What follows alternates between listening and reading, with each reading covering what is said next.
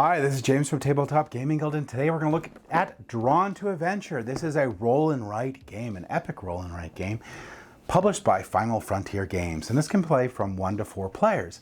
And you're just going to get your own little quest book, and you're going to go through different maps and try to get the most loot to have the most points by the end of the game. Let's go ahead down the table here. I'll give you a general idea how to play the game, and then we'll come back and I'll give you my final thoughts.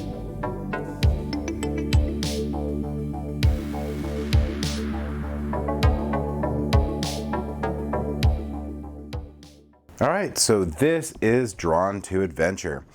In Drawn to Adventure, you're going to be playing through 3 rounds, and the person with the most points at the end of the 3rd round wins. You're going to be playing through these maps, and once you have defeated, or someone has defeated up to 3 of these bosses, then they'll declare that, and then there'll be 1 more round, and then people will move to another map. Now they will roll the quest die to determine the starting map, and then they'll also roll the quest die once a map is completed to determine what the next map is going to be. Any points gathered up on the map will transfer over to the next one, and so on till the 3rd, and then once the 3rd map is finished, when someone has defeated 3 of the bosses and 1 more round has been completed, the person with the highest points wins. Okay, so how do you play the game? Well, not only starting out with determining which is your starting map by rolling a die, you're also going to have these dice equal, well, not equal to, but you will check the book to see how many dice you put out for the player count. And then you're going to hand out these characters here. And there's several different ones. So like here's the bard, and here's the noble, and here's the rogue, and here's the warrior, and here's the wizard. And depending on which one you get, you're going to get a quest deck here. Like this one, here's the human quest deck. And there's going to be a number of quest deck cards equal to the, not equal to, but based on the player count.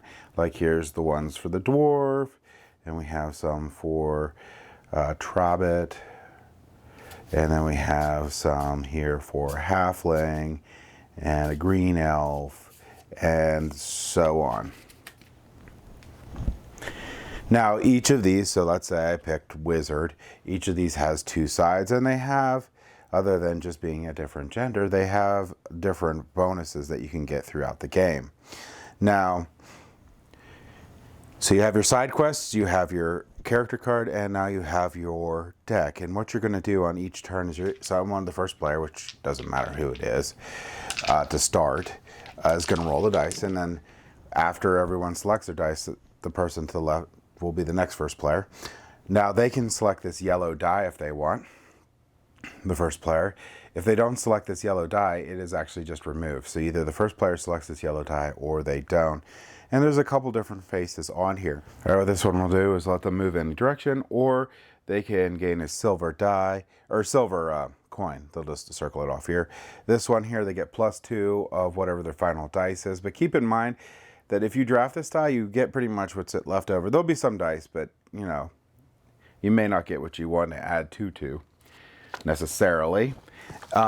There's going to be this one right here, which says either complete 1 active quest, or challenge, or move any one direction, which completing 1 active quest is really powerful on this. And then there's going to be gain 4 potions. Where's that one at? Here's gain the experience, and then here's gain 4 potions. I'll explain what that means in a minute. But how you're going to be drafting dice is the first player is either going to pick the gold die or they're not. And then if they don't, it goes away. Then the next player is going to pick a die, then so on. And then get to the final player, they're going to pick a die, and then they're going to pick a second die. And they're going to go like in snake draft or go reverse order. And then it gets back to me, and I pick a die, and then these go away. Now that everyone picked their die, then you get to resolve these dice. This one's pretty straightforward. I just get 4 potions. And how I'm going to notate that is I'm going to circle these on the board here. So I just go like this, 1, 4. Now these transfer over, these potions transfer over, so when you get them, you have them. When you use them, they're gone. So keep that in mind. Same thing with these guys right here. So that's these ones. This die here, I can use for a couple different things. I can bank the die if I have an available spot in here. And if I bank the die, I'll just circle it. And I can exit off on a future turn to when I use it. I can use it to move. Each die shows how it moves. It also shows on this board how it moves, so I could use this die to move here. You could only move to areas that have already been completed, like they have the X on it. And there's 2 that start out in the game. The other thing I could do is I can use this to complete a quest. You notice it has this 2 different, let me bring this up here so you can see a little better here. All right, so you notice how it has 2 different symbols on here. This means that I can use this die or this die, and if I do, I complete this area. Some areas have a little break between them, like here. This means that I can use this die or this die, but I don't have to use them at the same time. So I can cross off one turn, cross off another turn. This means I have to use both on the same turn. So that's where banking comes important. So that's how these areas get completed. Then when you complete an area, you get the rewards to the right. So this one here is a potion and a movement. So let's say I use that die to complete this. I would cross off this area. Then I would get my potion and movement. So I would just circle another potion. And then I could move one more place. So I don't have to move here. I can move anywhere I want that is completed. But let's say I move there. So that is how those work. So a couple other things to keep in mind too is if you complete these areas, and you have this little tiny symbol here, it's really hard to see.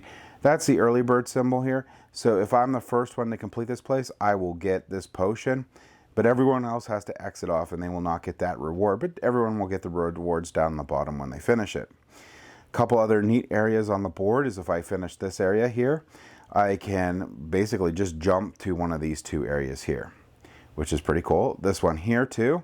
If I complete this, I can jump over here.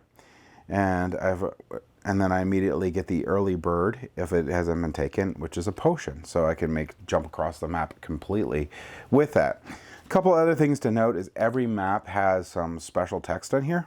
So these are all the special things that you can do with this map. This is going to basically how you can convert these cool potions into different things. Like this potion, one potion here can reroll 1 to 2 dice. This one here is flip 1 die. This one here is 3 just to move. And each of the places that we go through are going to have slightly different for their stuff, for their special abilities. So what are we doing? We're trying to get these different things here. So we're trying to get these 3 different resources. And what we're doing is we'll cross these off as we go. And the lowest uncovered one is going to be our points at the end of the round. And we'll just put them here, tally them up, and put the number in this treasure chest.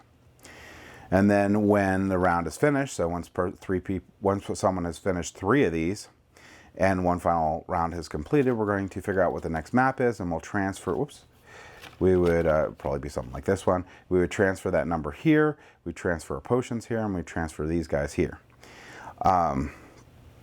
The other thing that happens too, so we'll go back to that first map, is when you complete one of these big bad areas, you will circle this and you'll get the reward below, which is cool. This little castle signal means that you're going to signal the end of this round or this board here. You can get up to the 4th because you have 1 more round after the 3rd one has been hit. And that would be really cool, but there's a little bit more. So you could get these stars. So if you get stars, you get to cross off these stars on the player board. If you cross off 2, then you unlock this ability. You will also, once you unlock an ability, you get to circle the next one in this line.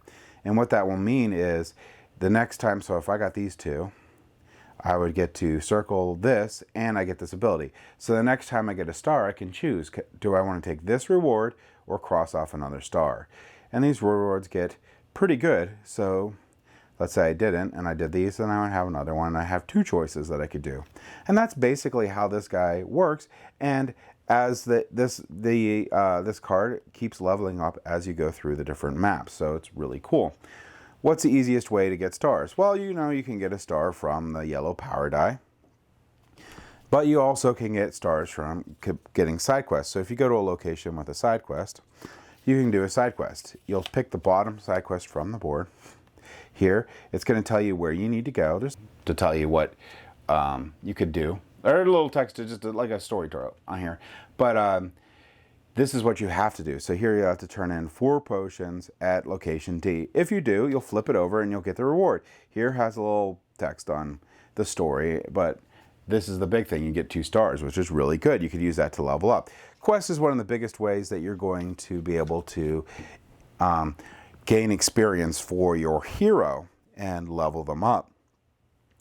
So that, in a real quick nutshell, is how to play Drawn to Adventure. So to recap, you are going to be rolling these dice each turn. You're going to be doing a snake draft. Only the first player can get the gold die. You're going to be using these dice to explore new areas, move, or bank them for future turns. You can use your potions to do cool things based on your location, and you can spend banked dice on your turn. First person to just beat 3 of these big bads ends the round. At that point, everyone gets one more turn, and then the round will end. If it's the first board or second board, you're going to be rolling one of these dice to determine what's the next place you're going to go. Once you go to that place, you will, well, before you do that, you will tally up your points here, transfer your potions, your points, and your dice that you reserved and stuff to the new board. You will go then play through this board once someone has beat 3 of the bad guys.